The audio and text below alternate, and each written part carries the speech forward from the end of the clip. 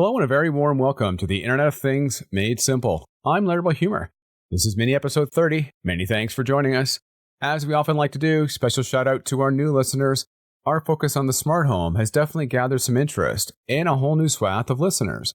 If you are new, remember that we have over 60 previous podcasts on a variety of IoT-related topics for you to listen to.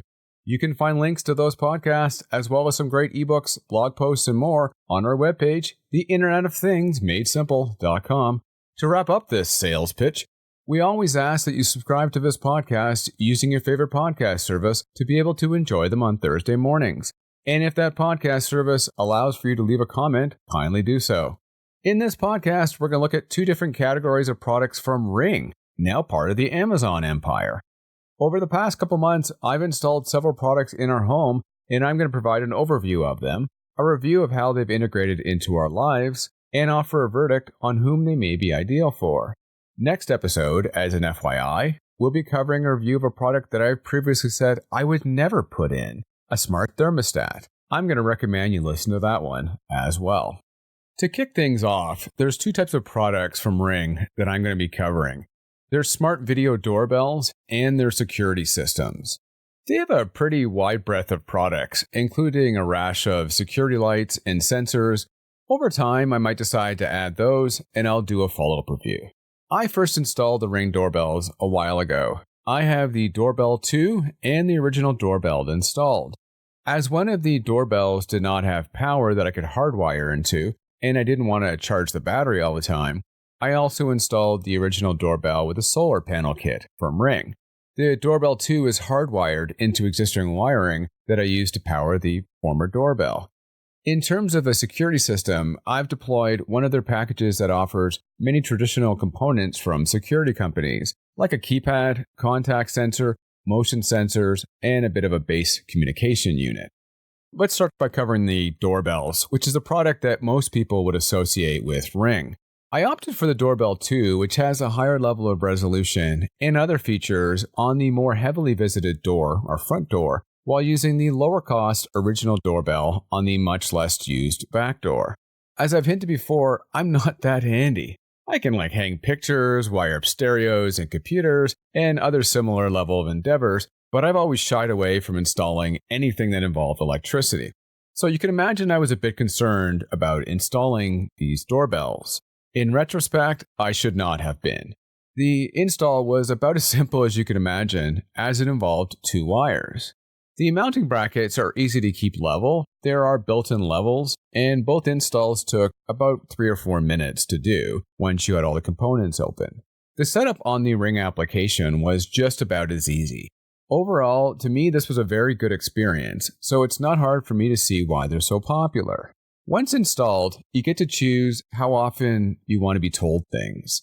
There's an alert for motion and for the pressing of the doorbell if you choose to have those alerts happen. Both allow you to quickly pull up a live video feed to see what's going on and interact with people using the built-in microphone. If you're like me, you might want to check what happened overnight or while you were out. The application does a pretty good job at logging historical alerts and lets you see them along with associated video clips. Even on the lower-cost original doorbell, the feed is of high enough quality that you can easily identify people. Another thing I liked about the application is the ability to customize what areas you wanted to be alerted for and for motion. Imagine you get a busy street in front of you, and you don't want to be notified every time your neighbor comes home. You can easily customize what zones to be notified about motion for. Another great feature, if you choose to use it, or if you even have the required equipment around, is the ability to integrate these cameras with your smart assistants. My home office is not that close to the front door, and I have a bad habit of leaving my phone in the other room, so I don't always know when someone's at the front door. First, I was able to install a chime in my office that will alert me to someone at the front door, or back door for that matter. I'm also able to use my Echo Show 5 to show me the feed and interact with somebody at the door, which I found pretty cool. The final area to cover is the need or desire for monitored services and hosting services. Like most companies, Ring wants to sell you a service that provides them with recurring revenue. I guess selling a ton of hardware is just not enough now.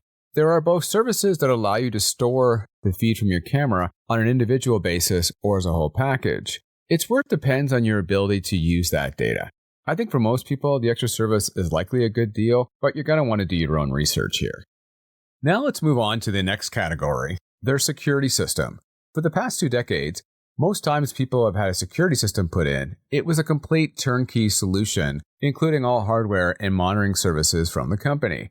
Monitoring services used to go over the POTS or home phone line, but they've migrated more towards the internet. These services are still heavily sold and marketed, often including other smart devices like thermostat and door lock.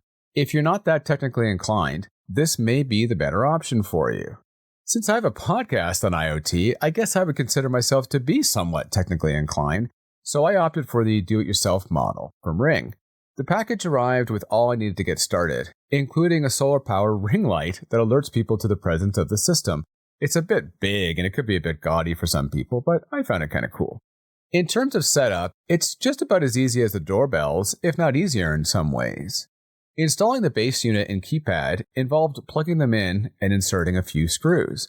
Same goes for the sensors. The contact sensors were easy to install, and the motion sensor took longer for me to find the stepladder in my messy garage than to do the actual install. As it's from the same company, both the doorbell and the security system use the same application, which makes it easy to set things up. I really have to hand it to Ring here. Installation was easy for a few reasons. Since I bought a bundle, they had already linked the sensors and all the components in one, so it already knew what sensors I was going to install. All I had to do was pull the little plastic strip to start the battery, and they were found instantly. This really was a great experience. Once set up, the system is quite easy to customize. You pick how often you want to be alerted. So if you want a notification every time a door opens or closes, when the system is armed and disarmed, and more things, you can definitely set that up. In terms of arming the system, you can use a traditional keypad, like you would see in most systems, or you can disarm using the application. I like the variety there. I've had no issues with false alarms, which apparently have plagued many other users. We do have a cat, and in spite of her adding a bit of weight as she ages, she's nowhere near the 50-pound mark. Ring claims that animals under 50 pounds will not trigger the motion sensor, and so far, that has been correct. I also installed all the sensors using screws as opposed to adhesive tape, so there's no vibration or movement there. Perhaps that makes a difference. For the final part, let's move on to the verdict. I bet you could probably guess by the tone of this podcast that I don't have any issues with the products, and I've really enjoyed the experience. I don't get any false alarms. I had one log at 3 a.m. the other day, thinking that, this must be a false alarm outside. And when I looked close, it was a family of deers walking on my back deck. As I mentioned, the installation, both from a physical hardware standpoint and from an application side, was very easy to do. Things are easy to find, and I like the level of customization. Perhaps you want more, but for me it was enough. There's obviously a lot of work's been done into the overall user experience. Should you consider upgrading from the basic doorbell, the 1 I guess, to the doorbell 2 or other products they have? For a few kinds of deployments, I can see the benefit. It does offer better clarity, not that the 720p feed from the base unit is that bad. It's got better viewing in the daytime, and from what I can see, a bit better motion sensing capability. If your camera is not being blazed with sun, and clarity is not that big of a selling point for you, I think most people are fine to save money on the base model. As for the security system, I do like the experience. Most people will like the flexibility of using an app and/or keypad, and the breadth of sensors is staggering. Now, should you pay for professional monitoring? I guess that depends on you. Do you live in an area that break-ins are common, and do you live alone? If you answered yes to either of those things, it might make sense. To summarize, I'm going to recommend these products to just about anyone. One final piece of advice has to do with controlling your security system via digital assistant, like Alexa. Although it's very tempting to not have to walk over to the keyboard or use your phone to turn on the system or turn it off, I would highly recommend not enabling your device to be able to do so. If someone were to break into your home, they would be able to turn off the system this way, and that risk is probably not worth taking. Tune into the next episode when we go over a product that I've always recommended against, a smart thermostat. We'll go over what changed my mind, which one I installed, and offer a review of that system.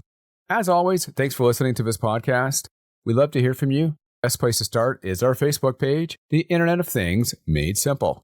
If I'm connected to you personally on LinkedIn, drop me a note through that service. And if we're personally connected by old-fashioned ways like text and email, drop me a note through that way. Talk soon. Thanks again. I'm Larry Bohumor.